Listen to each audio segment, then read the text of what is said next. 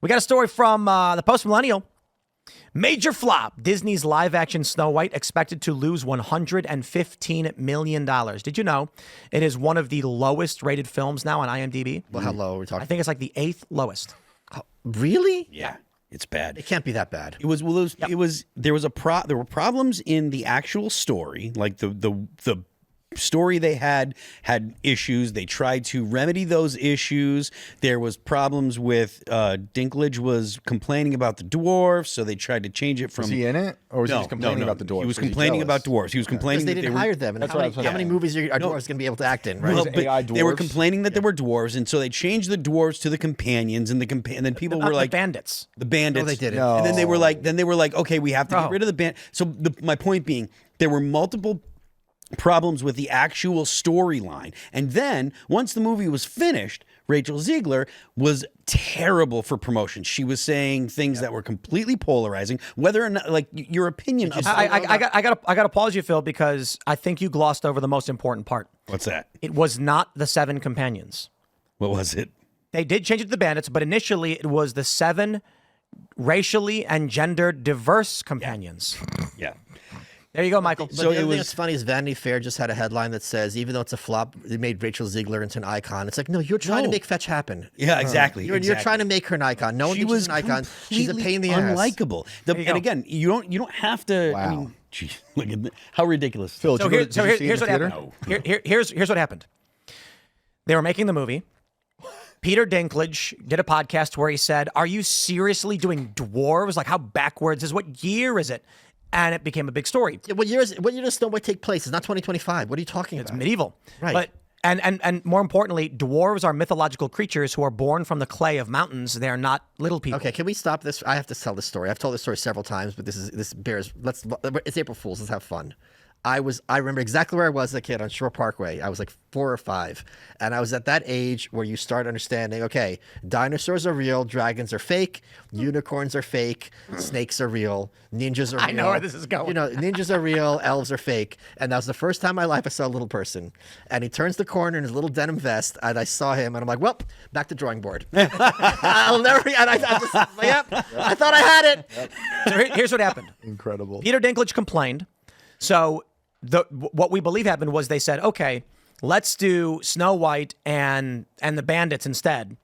And they'll be racially and gender diverse group of people. One of them, of course, will be a little person so that we're not... Is that not Peter Dinklage right there? No, okay. Can we give him credit for having a minority person be a bandit for once? Okay.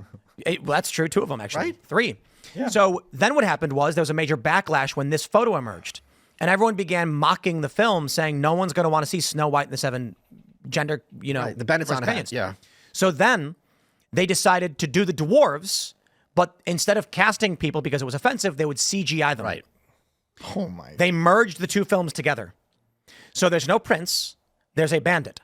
She fights alongside the 7 bandits before meeting the 7 dwarves. Wait, what? There's 14? Yes. They're 2 They're dopies? going for like what Lily Phillips was doing in all her videos. They combined both stories. They made a hodgepodge nonsense. Okay. Are we also not talking about the fact that she's not Snow White? Indeed. Snow White. What did Michael Knowles call her? Sand brown? Sand beige. Sand beige. Here's the best part. In the original Snow White, which you've seen, I imagine. Yes, of course. Snow White does nothing. She doesn't do anything. Right. She gets kicked out of her house. A guy tries to kill her, changes his mind. She runs away. She cleans up the animals lead her to the dwarves where she cleans a messy house and sings and dances. She then eats a poisoned apple and passes out. Then the prince comes and kisses her, and the Wicked Witch dies by an accident getting struck by lightning. There is no great heroic moment. There is no moment where Snow White defeats the evil queen. The prince doesn't defeat the evil queen. She literally goes on a mountain and gets struck by lightning. The prince has no idea what happened, and he just walks up and says, hey, here's some beautiful woman. Like, she's my true love. I'll kiss her. And she wakes up, and they're like, wonder what that was all about. In this Snow White, she joins the bandits, fights the guards, makes it back to the city, where she challenges the evil queen and reawakens the spirit of the nation by reminding them of their names. The queen doesn't even know. The queen then flees, commits suicide, not a joke, and Snow White has a ditty party with everyone in the castle. Did you watch this movie? Ditty party. No, I watched a bunch of different reviews. Yeah. Wow. So a ditty party is where everyone dresses in white and dances around. That's not all they do. That's what everyone calls it. That's not what all Is it there is. not a mirror? There is. Okay. Yeah. And the best part about this, I was watching Nerdrotic, The original line is magic mirror on the wall, who's the fairest one Right. of all? And in the movie, she says, magic mirror on the wall, she says the other line, who's the fairest one of all? Wait, or of them all. Right. Yeah, is that what she says? Yes. Yeah, of them all. And that was like a Mandela effect Right. mistake. People were saying the wrong line. Mirror, mirror on the wall, who's the fairest one of all? Or who's the fairest of them all? Sorry. Right. One of all is the correct one. They couldn't even get the line right. It's like they didn't even know what they were doing. And the best part is they canceled the red carpet for it before it came out. It might be a sleeper cult classic. Well, maybe like The Room. So? Like the Toxic The Room? Avenger kind of thing. Yeah. No, that one's actually awesome. No, The Room. Like Basket Case. I like that one too. Come on, Basket Like Case- The Room. This isn't The Room, but that even sounds better You than know what the this. thing is about this? Kids don't like diversity. They don't care. Like when you're 5, your idea of diversity is there's a rabbit and there's a talking owl. Yeah, and then there's this dwarf. Get rid of all that. This is a really Get good rid of all point. that. No. I no anthropomorphized animals for my kid. This is a Wait, really, okay, hold on. but No. We listen, got a moment That's here. a joyless childhood, Tim. Okay, I hear autism speaking. Please go ahead. Why would I want my child's neurological pathways to be built around looking at a screen of anthropomorphized animals who do not exist and starting to build an identity around things that are not real? When I gave you Dianetics, it was a joke. You weren't supposed to read it. That is not in Dianetics. I read Dianetics. Actually, I read the first chapter of Dianetics, and then I laughed and put it down. Have you ever read it? No, I have not. It's crafty. My friend Steph, who I went to Japan with, this is one of my favorite stories about her. When she was like 5 or 6, she'd watch these like live action shows, and they had a person like a Mickey Mouse costume or a dog, and she'd be like, "Why are they talking that person in a dog suit as if it's a dog? Are they trying to trick me? I'm seeing right through them," because she thought it was deception, as opposed to like your suspension of disbelief. Deception. Yes, like oh, this is not really. I think anthropomorphized animals in shows cause identity disorders in young people. Look, you think they're gonna make your kid an otherkin? No, a furry. You mean otherkin? Otherkin are people who think they're mythological creatures. No, that's oh, no, sir, Dad. That is the dispute within the otherkin community. I'm not kidding.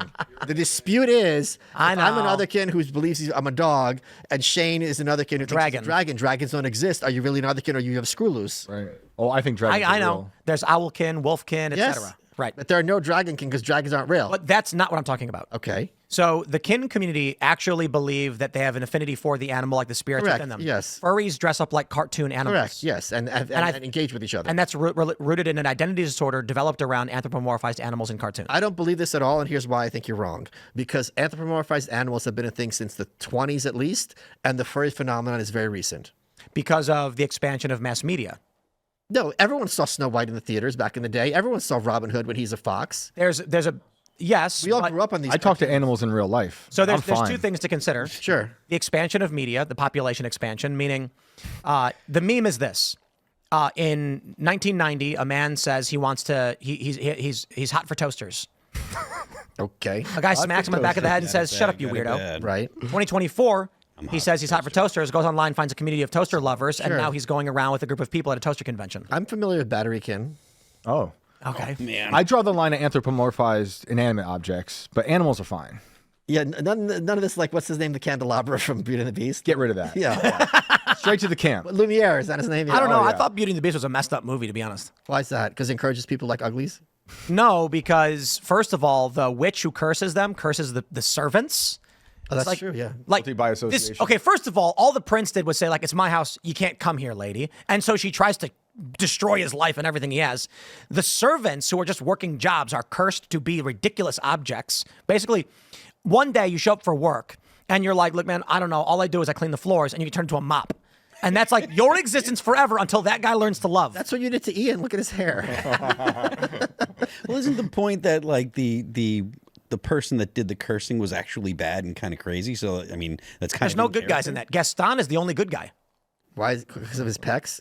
So I would love to do one of the things I've always talked about doing with short films is making them from the perspective of like a realistic perspective. Like imagine if you did Beauty and the Beast, but the people were all normal, right? Okay. So Gaston is fine being an arrogant blowhard, sure, but he's not bouncing his pecs and eating dozens of eggs. He would just be a guy in a bar laughing and boastful, right? Right. He hears that there's a gigantic monster that kidnapped a young woman, and he says, okay, we got to go free her. Not only to kidnap her, It kidnapped the dad, who was welcomed in. Then, when she came to save her dad, imprisoned her because it wants relations with her. Gaston was right to rally the townspeople to go stop that guy. But the movie is propaganda, and they make him look like the bad guy. It's pro-beast propaganda. Pro furry. Yeah. Indeed. She falls in love with a. And then you know what they do to make Gaston the bad guy? One scene. After the fight, when the beast tries to help him, he stabs the beast, even though the fight is already over, and then falls to his death. If he didn't do that, the story is really just there's some blowhard, arrogant guy in the town who thinks he's all that. Hears that a monster kidnapped a young lady, who he likes, by the way, and he says, we can't tolerate this. We have to do something about it. He rallies the townspeople to stop the monster that is kidnapping people. So Gaston is basically the Luigi of that movie. Indeed he is. There you go. He's a hero. Right. He took matters into his own hands when the law failed. Wow. Ace Clays. Actually, I think he was the law. Are you gonna let your kid watch Toy Story with anthropomorphized toys? What I think is, in all seriousness, is I don't think these kinds of weird things are age appropriate until the kid is a bit older. I think that's fair. Oh yeah, absolutely. But like these shows are intended for 5-year-olds, right? Let me just tell you, man. There is a video that went viral of these like 10-year-old kids speaking in the 50s about post-World War II, and they sound like they're in their 50s. It went. With the Mid-Atlantic accent or something? Well, they were British. Oh, okay, yeah. But they were saying things like, I do think the consequences of the war will be quite profound on the economy, healthcare in particular, and I'm wondering what we're going to... And people are like, how are they so smart? It's because they didn't have the BS media that we have today. The kids, for 200 years ago, a child grew up around the parents doing the work. Sure. And so they were told to act like adults. There was no Blue's Clues or Bluey or weird garbage being jammed in these kids' faces. Anybody, if you don't have kids and you don't look for this stuff, you go on YouTube and look at what's being given to kids and tell me that stuff makes sense and you want your kid to ingest And it. Elsagate, yeah. Reject all that. Not even Elsagate. But also, people don't realize the concept of teenager only happened starting in what, like the 50s? Indeed. It's a very recent historic phenomenon. Thanks for checking out this clip from Timcast IRL. Make sure to watch the show live Monday through Friday at 8 p.m. Subscribe to this channel, and we will see you all there.